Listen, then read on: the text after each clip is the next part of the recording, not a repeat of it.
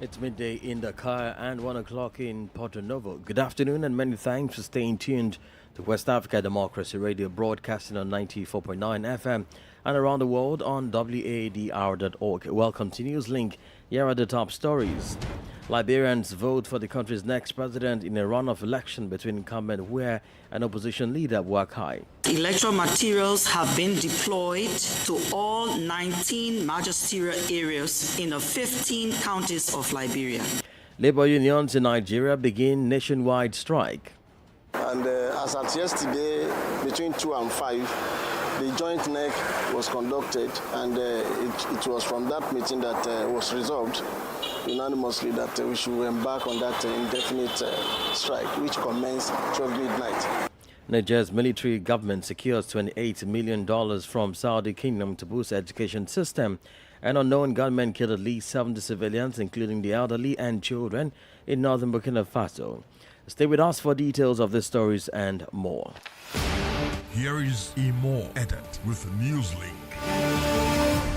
Many thanks for joining us. We'll begin in Liberia, where voting has since commenced. Now, the contest is between the incumbent president, George Weah, and opposition leader, Joseph Boakai. This runoff became necessary as none of the 20 presidential candidates in the October 10 polls secured the constitutional threshold of 50% plus one vote to win on the first ballot. WDL's Darlington Pop in Monrovia brings us the report. During a news conference on Monday, the chairperson of the commission, David Etta Brown-Lassana, announced that ballot papers and essential election materials have been deployed across the country with robust security measures in place ahead of today's poll. She also mentioned that the commission has intensified the voter education awareness campaigns nationwide to minimize the number of invalid votes. Electoral materials have been deployed to all 19 magisterial areas in the 15 counties of Liberia. Electoral supervisors and polling staff have begun the deployment of electoral materials to the 5,890 polling places within the 2,080 precincts in preparation for the conduct of the polls from 8 in the morning to 6 p.m. on Tuesday, 14 November 2023. In a separate statement, Philip Nushen, the head of the Lutheran Church in Liberia Trauma Healing and Reconciliation Program, appealed to political actors to contribute to maintaining the country's peace, emphasizing that there will be only one winner in today's runoff election. Call on all stakeholders, including the National Elections Commission of Liberia, our national and international partners, and most importantly, the Liberian people, to do everything and anything possible in order to keep Liberia peaceful. To the National Elections Commission, you have learned a lot of lessons from previous elections, including the 10th October polls. We are concerned about the huge invalid votes from the 10th October polls. Both sides have advised their supporters to stay at polling centers after casting their votes to protect the integrity of the electoral process. However, concerns have been raised that this could potentially lead to conflicts.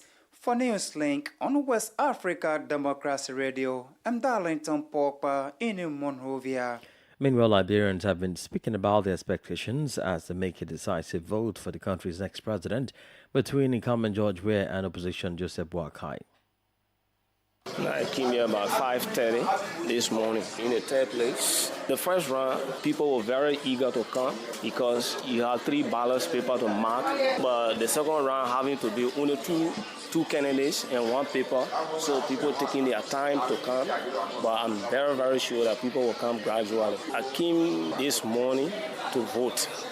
I am a Liberian and I always want to be part of the process.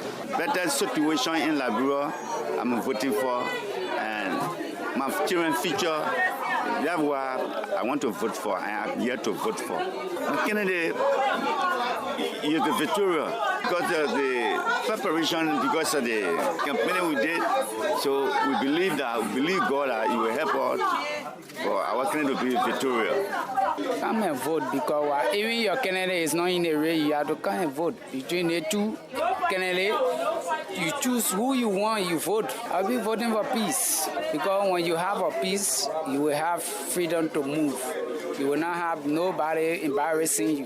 The only thing I can say to that person is if even someone pick at you, you have to just leave it because we all should be as one, as peaceful, reconcile, and move the country forward. That's all I got to say. Election for the 6 years that we are here for to vote is most significant. Because if you play with the 6 year, if you don't choose the rightful leader, it's a serious problem for the nation, even for you. So it's important we must find our leader. For the past leader, on many occasions, if they are in power, corruption have been the order of the day. And there are a lot of things, good security, good health, good education, and so forth. Therefore, I'm here to vote for the leader that will bring in a good education, and quality education rather, and also a good security and free movement and good governance that I'm here for. Some Liberians speaking there. Well, still talking politics, but in Cote d'Ivoire, where political movement named Committed to the Republic has unveiled an action plan for the re-election of Ivorian President Alassane Ouattara in 2025. The initiative aims to mobilize the youth affiliated with the ruling party and involves a budget of 160 million CFA francs. Despite being 2 years away from completing his third term in office, President Ouattara has not yet officially declared his candidacy for re-election. For this development, Ogebierica provides details in this report by the Liberty House Abuja correspondent Albain Ade. According to the organizers, the objective of the 3-year action plan spanning from 2024 to 2026 and requiring an investment of nearly 160 million euros is to secure a resounding victory for Alassane Ouattara in the Ivorian presidential elections scheduled for 2025. Celestine Kuala, representing RHDP Executive Secretary Cisse Bakonga, called on young people to prepare for the upcoming elections. The action plan encompasses various activities, including awareness raising and training initiatives for all young members of RHDP. Abraham Sanogo, the president of the think tank Engage Pro La Republic, EPR, emphasized the high stakes involved, especially with the presidential election just 24 months away in October 2025. Sanogo stressed the importance of planning over time for effective monitoring, evaluation, and potential corrections in project implementation. The think tank Committed to the Republic serves as a collaborative platform for RHDP executives from both the public and private sectors, united in their goal to support the actions of President Alassane Ouattara. It's worth noting that in October 2025, Ivorians are scheduled to participate in the presidential election to elect the new president of the Republic. The report was filed in by our Abidjan correspondent Albin Ade and voiced by Ogebierica. More stories coming up on West Africa Democracy Radio. NewsLink continues. The Nigeria Labour Congress, NLC, and the Trade Union Congress of Nigeria, TUC, have begun the nationwide strike, the first announced a week ago, with affiliate unions joining the industrial action. In a Facebook post on Tuesday morning, the NLC shared circulars by the unions indicating their compliance with the directives. The unions included the National Union of Banks, Insurance and Financial Institutions Employees, the Medical and Health Workers Union of Nigeria, and the Senior Staff Association of Nigerian Polytechnics. The strike comes on the heels of the physical assault NLC National President Joe Ajero was subjected to in Imo State Southeast 2 weeks ago when he and other NLC members were in the Southeast State for a demonstration over non-payment of salaries and pensions for 44 months and violation of other labor rights. The protest was viewed in some circles as an attempt to scuttle the re-election bid of Governor Hope Uzodinma in last Saturday's governorship election.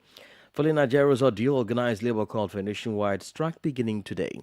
And as at yesterday, between 2 and 5, the joint NEC was conducted, and it was from that meeting that was resolved unanimously that we should embark on that indefinite strike, which commenced 12 midnight. And we are here, and we have been going around to ensure that there is compliance. And the way I'm seeing things, the compliance is encouraging. And there's no way out by which we can pull out as a body because it is a joint decision from the national leadership. Well, people have been calling. We have circulated different letters and to all affiliates, and all affiliates have started calling their members to stay at home, because this particular strike is stay at home action.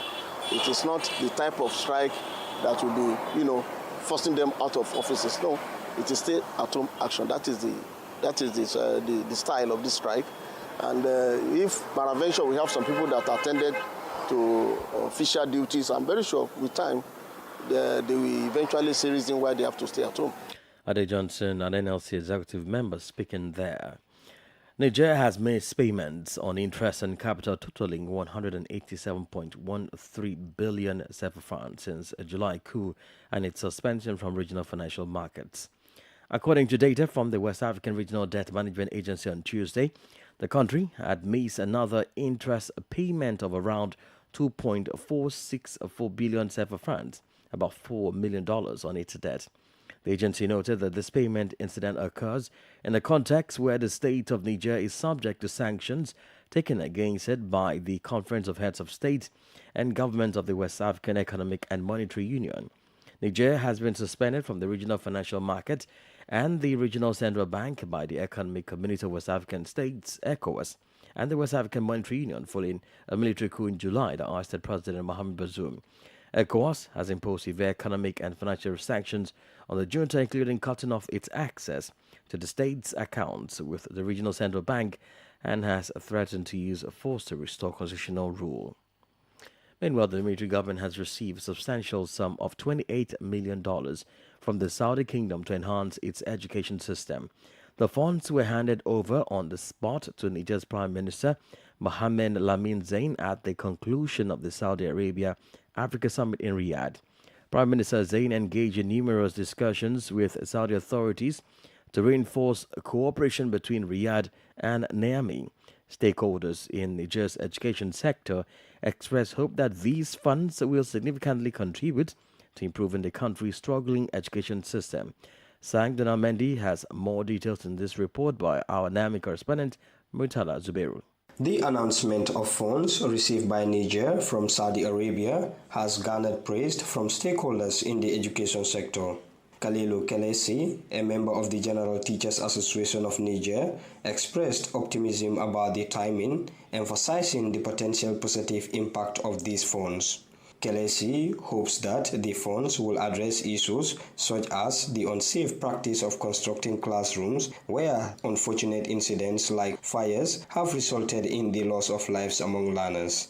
Despite the economic challenges stemming from sanctions imposed by UEMOA and ECOWAS, he remains confident that these funds will be effectively directed towards the education sector. The announcement comes following the Saudi Arabia Africa Summit in Riyadh, where Niamey's military leaders expressed their commitment to strengthening cooperation with the Kingdom of Saudi Arabia. This financial support is anticipated to make a meaningful contribution to improving education infrastructure and addressing safety concerns in Niger. Our Niamey correspondent Murtala Zubairu filed that report and voiced by Sang Donald Mendy. You're listening to NewsLink on West Africa Democracy Radio 94.9 FM Dakar. Here is a reminder of our top stories. Liberians vote for the country's next president in a runoff election between incumbent Buea and opposition leader Boakai. Labor unions in Nigeria begin nationwide strike. Niger's military government secures $28 million from Saudi Kingdom to boost education system.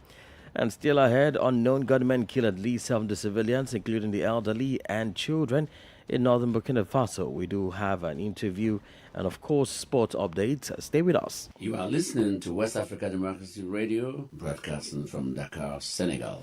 We are streaming live on wadr.org. At least 70 civilians, predominantly elderly individuals and children, lost their lives in an attack on the village of Zango in northern Burkina Faso earlier this month. According to a statement from the Burkinabe Public Prosecutor on Monday, unidentified assailants targeted the village in the country's northern center-north region on November 5, carrying out the assault by killing residents and setting properties on fire. Abdullah Hassan provides more details in this report by WADR's Ouagadougou correspondent Martin Kaba. According to a press release from the Burkinabe prosecutor attached to the Tribunal of Instance in Kaya, the tragic event occurred on November 5 in the village of Zahongo, situated in the commune of Boala. Although alerted 2 days later, it wasn't until November 11 that a team was dispatched to the scene to conduct the necessary investigations. The preliminary results of these observations revealed that approximately 70 people, primarily children and elderly individuals, both men and women, had been killed. Additionally, several homes were reported as either burnt down or partially destroyed during the incident. Simon Ganu, the official from the Prosecutor Office of FASO, mentioned that ongoing hearings are being conducted to ascertain the precise number of casualties, including the dead, wounded, and missing individuals. Efforts, he said, are underway to identify those responsible for this tragic massacre. The press release dated November 13 did not provide specific details on the motives behind the killings. In a statement issued a day earlier, the European Union (EU) expressed concern about the incident, urging the Burkinabe authorities to address the massacre. The EU estimated the death toll at nearly 100 civilians, including women and children, and called on the Burkinabe government to thoroughly investigate the circumstances surrounding the massacre and identify those responsible. As of the release date, the Burkinabe Transitional Authority had not publicly commented on the issue. WDL's Ouagadougou correspondent Martin Kaba filed that report and voiced by Abdullahi Hassan. Meanwhile, Ghana's National Security Minister Albert Kan Dapa has urged members of parliament to exercise caution when discussing military brutalities in the Upper East regional towns of Garu, Tempane and Bugri. The minister emphasized the need for circumspection, citing various reasons, including the ongoing counter-terrorism operations in the area. This call was made during his appearance before the House to brief members on the brutalities that occurred last month. WDL's Accra correspondent Nad dated a report. During a briefing to Parliament on the reported brutalities in Garu, Tempane and Bugri that resulted in one fatality and numerous injuries, Ghana's National Security Minister Albert Kan Dapa restated the narrative that national security operatives were attacked in their enclave, justifying the subsequent operation. The minister refrained from commenting on military excesses, citing ongoing legal proceedings, and urged caution in discussions due to ongoing operations in the region. I would like to urge honorable members of the House to please exercise circumspection in discussing the matter because of the dire security situation we are confronted with in Boko as a result of the existing ethnic conflict in that area. Second, because of counter-terrorism operations going on in the area. MP for Garu, Albert Alalsuga Akuka, questioned the minister's account, asking why the alleged national security operatives involved were unknown to government officials in the region. He reiterated his call for a parliamentary probe. People of Garu and Tempane and Bugri, we are heartbroken, and we call on the minister, we call on Parliament to launch a full-scale investigation into this, a probe, and let the facts be known to Ghanaians.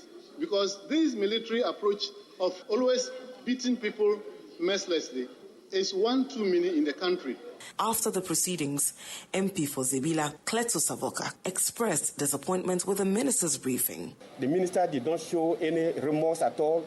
He did not even condemn it, even though he said that they had gone into excesses. If your people go into excesses, why don't you condemn it? He didn't even talk about compensation. He didn't even talk about bringing anybody to book. I think that there are more questions than answers in this matter, and we are going to prosecute this matter to the fullest end. On October 29, military personnel raided the three Upper East regional towns of Garu, Tempane, and Bugri, launching an attack on residents in retaliation for an alleged assault on national security personnel by some Garu residents. For West Africa Democracy Radio, Nadedi Tete, Accra. A coalition of governments, including Ghana, Moldova, Sweden, Denmark, Estonia, and France, has expressed their support for the International Fund for Public Interest Media, IFPIM. In a ceremony at the Paris Peace Forum, they approved the statutes that protect IFPM's missions and independence. Additionally, they formally appointed a board of independent experts. As Sankle Janko report, representatives cited the urgency of IFPM's mission to tackle the structural challenges faced by independent journalism in low and middle income countries, aiming to pave the way for long-term financial resilience. In the lead up to the ceremony, Ghana's Minister for Information, Kojo Oppong Nkrumah, announced the country's support for International Fund for Public Interest Media.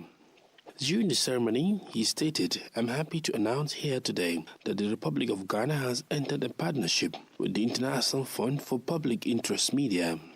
Nicu Popescu, Deputy Prime Minister and Minister of Foreign Affairs and European Integration of the Republic of Moldova, emphasized the importance of the global coalition backing the International Fund. Ms. Shershula Zakharopoulou, Minister of State for Development, Francophonie and International Partnership, signed the status on behalf of the French government. She highlighted the crucial role of independent media in sound democracies, particularly in times of post-truth public debate and disinformation operations. Other notable figures present at the ceremony included Stefan Löfven, co-chair of the UN Secretary General's High-Level Advisory Board on Effective Multilateralism, and former Prime Minister of Sweden, Nanjala Nyabola, a noted journalist and founder of the Kiswahili Digital Rights Project, and Julie Possetti, Deputy Vice President for Global Research at the International Center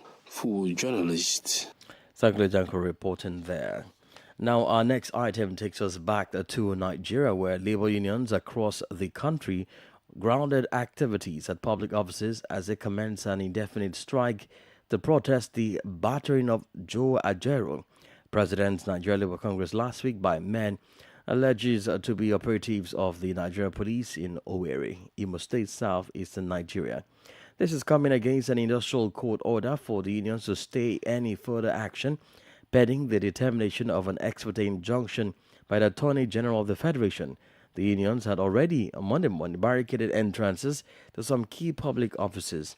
Well, let's cross over now to Abuja as we have Usman Umaro on standby to bring us up to speed with this. Usman, good afternoon and thank you for joining us. Thank you very much for having me, Imo. Well, quickly give us a background of this strike.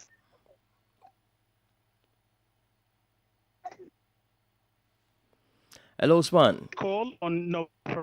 Yes, I'm with you. Okay, please go ahead. All right. On November 1st, the leader, that is the president of Nigeria Labour Congress, NLC, in the person of who happens to be from Imo State. Remember, Imo State is one of the states that held gubernatorial election for one of the off-cycle elections that were held on Saturday to elect a governor of state. And so Joe Ajero, in his capacity as the NLC and who happens to be from Imo State, was in the state to solidarize with the labor branch of the union in respect of ongoing labor disputes between the labor unions and the state government regarding non-payment of salaries of workers for a period of over 20 months, according to the labor unions. Even though the governor had come out to say that no single civil servant is owed a dime in the state, the labor still insists that there were civil servants who have been owed for over 20 months and some other allegations of labor. And then there was going to be a scheduled protest by the state arm of the NLC. And so in his capacity as the NLC president, he was, but the state government said that he was there not in his capacity as the president of the capacity. Well, Usman, we're really losing you. Usman, are you there? Saturday election. But yes, well, tell us, what is the level of compliance so far? Okay, I think we lost Usman there. Quite a number of public works. Me. Okay, Usman, thank you so much. I think we're having issues with the network, but in our subsequent bulletin, we will call back on you to bring us update on the compliance level of the strike and the response of government. Well, that was our correspondent in Abuja, Usman Umar. And Sankle Janku is up next with sports updates.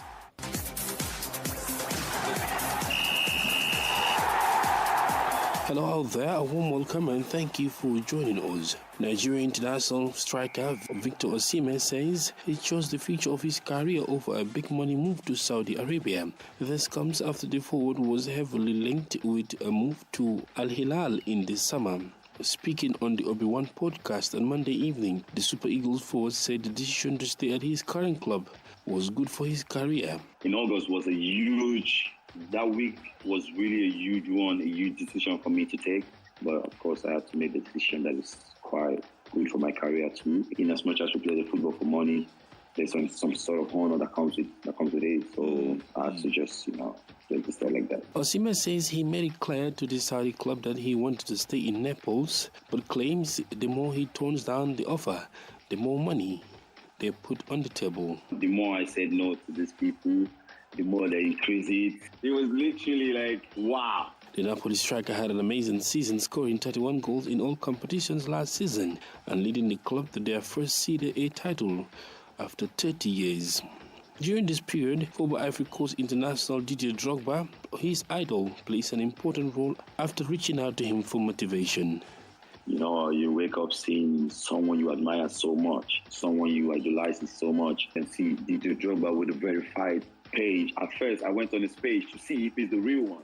Then I saw, wow, he's watching me, that he's rooting for me, and everything like that. I've got this motivation that I needed, and then seeing your idol takes you, motivating you also, like it's a huge one for me. It's like a double motivation. Osimhen is currently nursing an injury he sustained while playing for Nigeria against Saudi Arabia in October. Many Nigerian supporters are hoping that their star striker can duplicate his Napoli form for Nigeria at the Africa Cup of Nations in January. And that's it for sports. It's back to you.